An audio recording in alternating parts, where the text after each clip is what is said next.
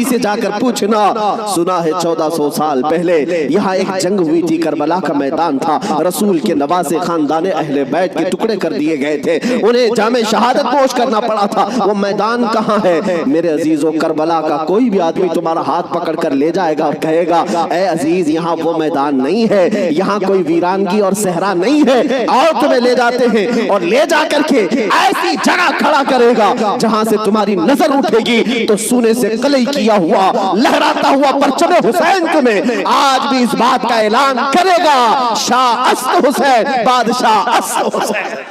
मुकाबला दू बदू था, एक के बाद दीगरे मुकाबला था। हुर बिन यजीद जब घोड़े पर सवार होकर मुकाबले के लिए आया तो यजीदियों की तरफ से पहलवान आते रहे, सिपाही आते रहे, मुकाबला करते रहे। ये तन्हा हुर बिन यजीद का मुकाबला सुबह से लेकर के दोपहर तक चलता रहा। बाकी बहुत सारे मुकाबले हुए, थोड़ी थोड़ी देर के बाद सब जामे शहादत नोश करते रहे, ये जवाल के बाद। लेकिन हुर बिन यजीद का मुकाबला सुबह से चलता रहा। और मैंने जब तारीख में ये बात पढ़ी तो मुझे हैरत हुई कि तन्हा हुर बिन यजीद अकेले घोड़े पर आया और यजीदियों से एक के बाद दीगरे लड़ता रहा। घंटों के मुकाबले के बाद जिन लोगों को हुर बिन यजीद ने मारा था उनकी लाशें गिनी गई तो 120 लाशें पड़ी हुई थी। यही बात मुझे करना है, यही बात मुझे करना है। तन्हा एक हुसैनी 120 को मार गिरा सकता है करबला के मैदान में। तुम सिर्फ ये सुनते हो कि हुसैन आजम के बच्चे शहीद हो गए, लेकिन हुसैनियों ने जिनको काटा है वो क्यों नहीं सुनते? वो कम नहीं थे, बहुतों को फना फिन्नार किया। अब जो बात कहनी है वो ये है, हुर बिन यजीद खानदान हुसैन से नहीं है, अहले बैत से नहीं है, अंसार में से भी नहीं है जो साथी वहां से आए थे, बल्कि एक दिन पहले तौबा करके हुसैनी बना तो दूसरे दिन की ताकत का हाल ये है।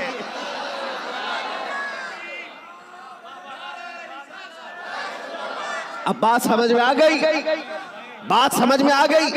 एक दिन का हुसैनी 120 पर भारी हो सकता है, तो जो बचपन से हुसैनी है वो हजारों पर जरूर भारी होगा। क्यों ना भारी होगा?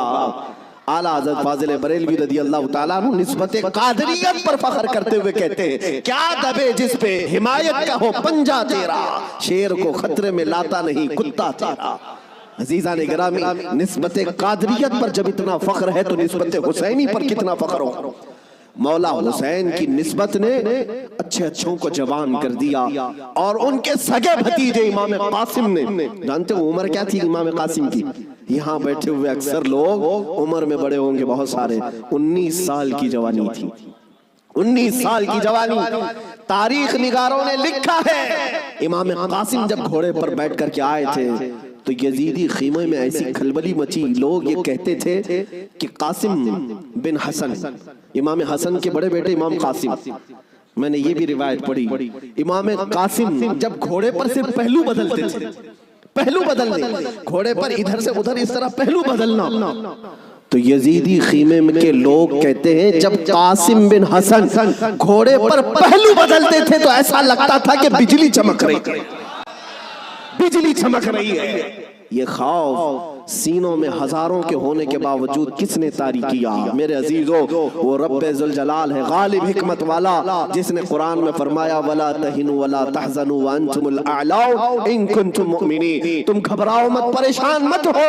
मौला फरमाता है तुम ही गालिब रहोगे अगर तुम सच्चे ईमान वाले हो, अगर तुम मेरे मुस्तफा करीम सल्लल्लाहु अलैहि वसल्लम के सच्चे गुलाम हो। लोग तो सिर्फ करबला के मैदान में ये देखते हैं कि इमाम हुसैन की शहादत हो गई, अली असगर की शहादत हो गई, अली अकबर की शहादत हो गई, अब्बास अलंबरदार की शहादत हो गई।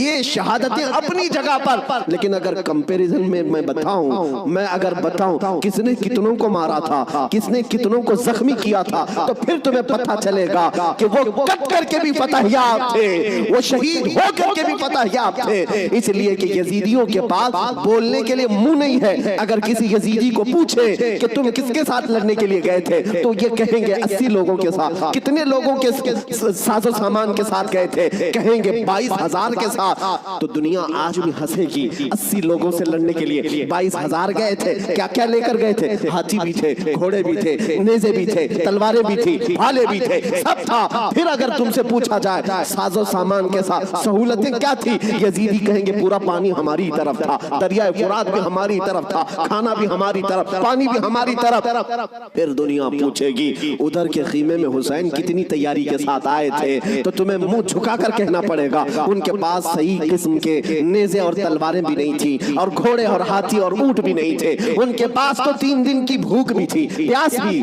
और उसके अलावा उन नौजवानों के पास भूख और प्यास की शिद्दत के साथ साथ साजो सामान जंग भी नहीं था। तब दुनिया आज भी कहेगी भला इसको जंग कहते हैं, भला इसको मुकाबला कहते हैं। वो हुसैनी अगर तुम्हारे साथ मुकाबला ना भी करते तब भी क़यामत तक हुसैन की फतह का परचम लहरा रहा होता। लेकिन आज दुनिया ये देख करके भी कहती है, चलो तख्त और ताज के मालिक होने को अगर आज दुनिया ये कहती है, ताकत वाले फतहयाब हैं, हुकूमत वाले फतहयाब हैं, तख्त वाले फतहयाब हैं। तवज्जो से ये बात मैं आज जिम्मेदारी के साथ कह रहा हूँ। कल को अगर मुझे कोई फांसी पर चढ़ाए, कल को अगर मुझे कोई गोली मारे, तो ये बात मेरी याद रखना मेरे अजीजों, जालिमों की हुकूमत ज्यादा देर तक नहीं चलती। यजीद का तख्त भी था, ताज भी था, हुकूमत भी थी, फौजी भी थे, सिपाही भी थे। लेकिन आज जाओ उस यजीद के तख्त को ढूंढने के लिए, महल को ढूंढने के लिए। दिमश्क आज भी मौजूद है, मुल्क शाम आज भी मौजूद है। दिमश्क अगर जाकर के लोगों से पूछोगे वो तख्त कहाँ है जहां से हुकूमत की जाती थी, यहाँ से बैठ करके करबला के रेगिस्तानों में खून बहाया जा रहा था, यजीद कहाँ है, तख्त कहाँ है? वहां दिमश्क के रहने वाले शायद तुम्हारा हाथ पकड़ करके ले जाएंगे ऐसी जगह पर जहां पूरे दिमश्क का कचरा फेंका जाता है, जहां पूरे दिमश्क की गंदगी डाली जाती है, और लोग कहेंगे यहीं पर यजीद को दफन किया गया था। तुम नाक पकड़ करके भाग आओगे, वहां पर खड़े न हो सकोगे जहां यजीद को दफन किया गया था। ताज भी नहीं, तख्त भी नहीं, फौज भी नहीं, और जुर्रियत औलाद भी नहीं। और फिर आओ करबला के मैदान में, फिर आओ इराक की सरजमीन पर, यहाँ किसी से जाकर पूछना, सुना है 1400 साल पहले यहाँ एक जंग हुई थी, करबला का मैदान था, रसूल के नवासे खानदाने अहले बैत के टुकड़े कर दिए गए थे, उन्हें जामे शहादत पोश करना पड़ा था। वो मैदान कहाँ है? मेरे अजीजों, करबला का कोई भी आदमी तुम्हारा हाथ पकड़ कर ले जाएगा और कहेगा ए अजीज यहाँ वो मैदान नहीं है, यहाँ कोई वीरानगी और सहरा नहीं है, आओ तुम्हें ले जाते हैं, और ले जाकर के ऐसी जगह खड़ा करेगा जहां से तुम्हारी नजर उठेगी तो सोने से कलई किया हुआ लहराता हुआ परचम हुसैन तुम्हें आज भी इस बात का ऐलान करेगा, शाह अस्त हुसैन, बादशाह अस्त हुसैन।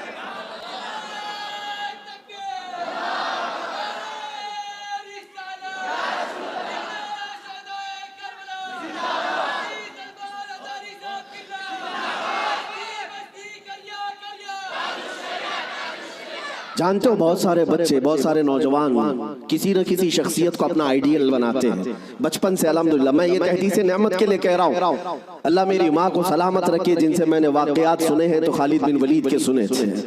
और हमारे आइडियल जो बुजुर्ग हैं उसमें मौला इमाम हुसैन है, हमने उनको आइडियल बनाया है, आप भी बना लो। इसलिए कि इन लोगों को जिसने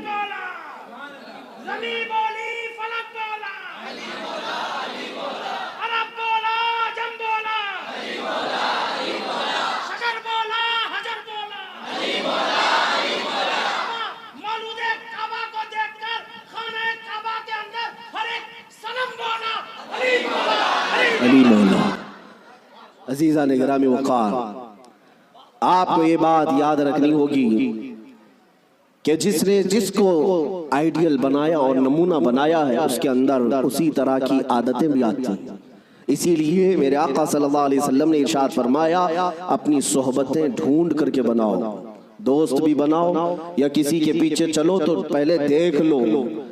ये आज मैं बच्चों से कहता हूँ, तुम ग्लैमर की दुनिया में जिन लोगों के पीछे भागते हो, समझते हो कि ये एक्टर स्टार है, इसके पीछे भागना एक फैशन है, भागते रहोगे ऐसे गड्ढे में गिर जाओगे जहां से निकलना ही मुश्किल है। हमने देखा है इन दुनियावी मक्कारों और अय्यारों के पीछे भागने वाले नौजवान कभी सुख से न रह सके। और इनकी हैसियत क्या है, फिल्मों में आकर के थिरक करके नाच करके मुजरे दिखा करके अगर लोग ये समझते हैं कि ये बहुत बड़े स्टार हैं, मेरे अजीजों जरा हुस्न बिखरने तो दो, बुढ़ापा आने तो दो, और जब फिर झुर्रियां पड़ जाएं, कमर टेढ़ी हो जाएं, तो फिर हम देखते हैं कितने फैन हैं तुम्हारे।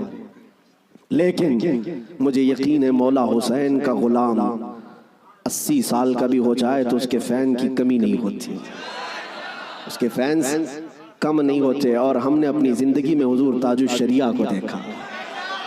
मेरे अजीजों, देखा है आप हजरात ने, हजरत की उम्र तकरीबन 70 के ऊपर थी, 74 साल की उम्र में, और बाल पूरे सफेद हैं, 2 लोग पकड़ करके चलाते हैं।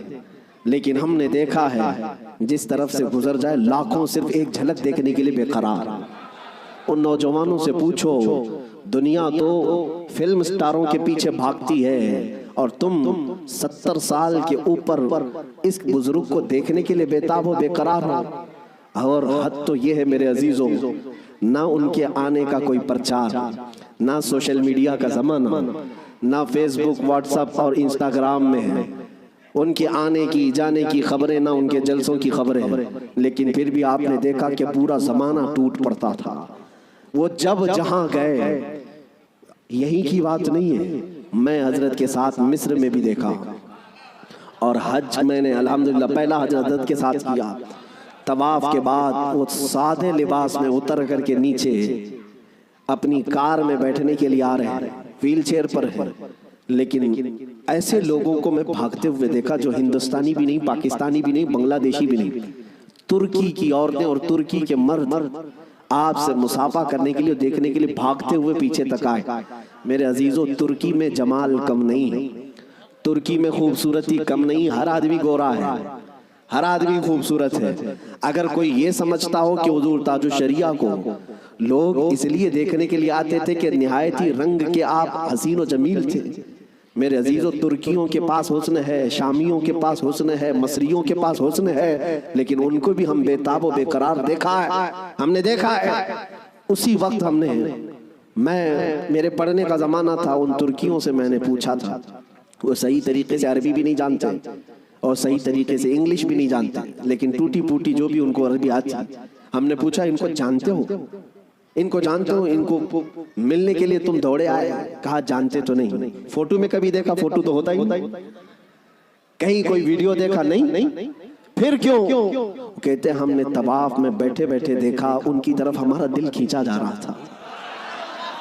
मेरे अजीजों, जो हुसैन आजम का गुलाम हो, गौसे पाक का सच्चा गुलाम हो, मौला करीम उसके चेहरे में ये कशिश रखता है, चाहे वो 80 साल का हो या 90 साल का हो, वो दुनिया को अपनी तरफ खींच लेता है, वो खींच लेता है।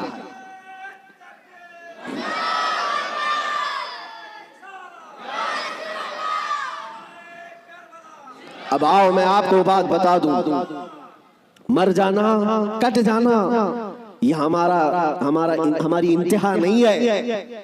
अगर कोई ये समझता है कि हमें फांसी दे करके ये खत्म कर देगा तो उसकी खाम ख्याली है। यहाँ पर अंग्रेजों का दौर था, 100 साल तक ये इतना जुल्म करते रहे। हिंदुस्तान में आज भी वो तारीख रकम है, लेकिन सबसे ज्यादा इन्होंने अगर किसी पर जुल्म किया तो मुसलमानों पर जुल्म किया अंग्रेजों ने। और इनको भी आप मैं बताऊं, आज फिर वो दौर हमें नजर आ रहा है जुल्म का, किसी एक खास कम्युनिटी को टारगेट करना। अंग्रेज डरते थे किससे जानते हैं? जिन लोगों से वो डरते थे वो काला पानी की सजा देते थे। अंडमान निकोबार, जजीरा अंडमान को भेजते थे, लेकिन जजीरा अंडमान निकोबार में जो जेल है जहां भेजते थे, वहां सबसे ज्यादा अगर किसी को इन्होंने भेजा है तो वो उलमाए अहले सुन्नत को भेजा है। यानी आज से 100 साल पहले भी अंग्रेजों के खीमे में खलबली थी तो उलमा से ही थी, हक बोलने वाले उलमा, उलमाए रब्बानी। और फांसी पर चढ़ाया है 30,000 उलमा को अहले सुन्नत व जमात के। एक बात मैं आपको बताना चाहता हूँ, अल्लामा किफायत अली काफी रहमतुल्लाह अलैह मुरादाबाद शहर के रहने वाले एक आशिक रसूल, इनसे अंग्रेज इतना डरते थे, इतना डरते थे, क्योंकि जानते थे कि इनकी जुबान से निकले हुए कलमात से अच्छे अच्छों के दिल बदल जाते हैं। उनको पता है आलिम रब्बानी, आलिम हक्कानी की जुबान को वो तोप से ज्यादा अहमियत देते हैं। कोई तोप और बंदूक से मारे उससे ज्यादा अहमियत उनको एक आलिम रब्बानी की जुबान से निकले हुए हक जुमले। इसीलिए किफायत अली काफी को गिरफ्तार करने के लिए जानते हैं कितने लोग आए थे? अंग्रेज फौज के 3000 लोग आए थे एक आलिम को गिरफ्तार करने के लिए। हमेशा दुनिया के जुल्म ने यह बताया है कि ये बुज़दिल होते हैं। हमेशा बताया है इन्होंने कि बातिल खीमों में अक्सर मादा होते हैं, उनमें शेर नर नहीं होता। एक अहले सुन्नत व जमाअत के आलिम रब्बानी को गिरफ्तार करने के लिए 3000 की फौज आई और गिरफ्तार किया। और उन्हें गिरफ्तार करके सजाएं क्या दी थी जानते हैं? उनके जिस्म पर गरम स्त्री फेरी जाती थी और जब उनकी चमड़ी जल जाती थी तो नमक छिड़का जाता था। ये किफायत अली काफी रहमतुल्लाह अलैह तकरीबन 1 हफ्ते तक उन्हें सजाएं दी गई और फिर कहा जाने लगा कि तुम फतवा बदल लो, तुम अपनी बातें बदल लो, हम अपनी हुकूमत में तुम्हें अहम ओहदा भी दे देंगे और माहाना वजीफा भी जारी कर देंगे। मगर वो किफायत अली काफी आशिक रसूल थे। बाजारे मुस्तफ़ा में बिका हुआ गुलाम फिर किसी अंग्रेज के हाथ में कैसे बिक सकता है? मेरे अजीजों, वो किफायत अली काफी आला हजरत से पहले के हैं। आला हजरत से पहले के 1857 की बात कर रहा हूँ, गदर जिसको कहते हैं अंग्रेज। उस वक्त किफायत अली काफी से कहा उन लोगों ने, आपने कहा मैं अपने जुमलों को और अपनी जुबान को बदल लूं, वो भी मेरा दीन इतना हल्का और सस्ता नहीं है। मेरे जिस्म को अभी तुमने सिर्फ स्त्री से फेरा है, अगर टुकड़े भी कर दो तो मैं अपने उसी अज़्म पर बाकी रहूंगा। इसलिए कि करबला की दास्तान हमने भी पढ़ी है। मेरे अजीजों, किफायत अली काफी रहमतुल्लाह ताला अलैह को 7 दिन के बाद तकरीबन एक चौराहे पर फांसी के लिए लाया गया और सारा मजमा भी था, फांसी पर आपको चढ़ाया गया। और उस आशिक रसूल से उन्होंने कहा था कि अगर कोई आखिरी ख्वाहिश है तो बताओ। एक सच्चा आशिक रसूल ये नहीं कहता कि बीवी को देख लूं, बच्चों से बात कर लूं, जायदाद प्रॉपर्टी की वसीयत कर लूं, बल्कि वो कहता है आशिक रसूल फांसी का फंदा लगने से पहले ख्वाहिश ये है कि एक बार नाते रसूल पढ़ लो। और फिर कहा गुनगुनाते हुए, कोई गुल बाकी रहेगा न चमन रह जाएगा, पर रसूलुल्लाह का दीने हसन रह जाएगा। अतलसो कम ख्वाब की पोशाक पे नाजा न हो, इस तने बेजान पर सिर्फ खाकी कफन रह जाएगा। सब फना हो जाएंगे काफी वो, लेकिन हश्र तक नाम हजरत का जुबानों पर चलन रह जाएगा।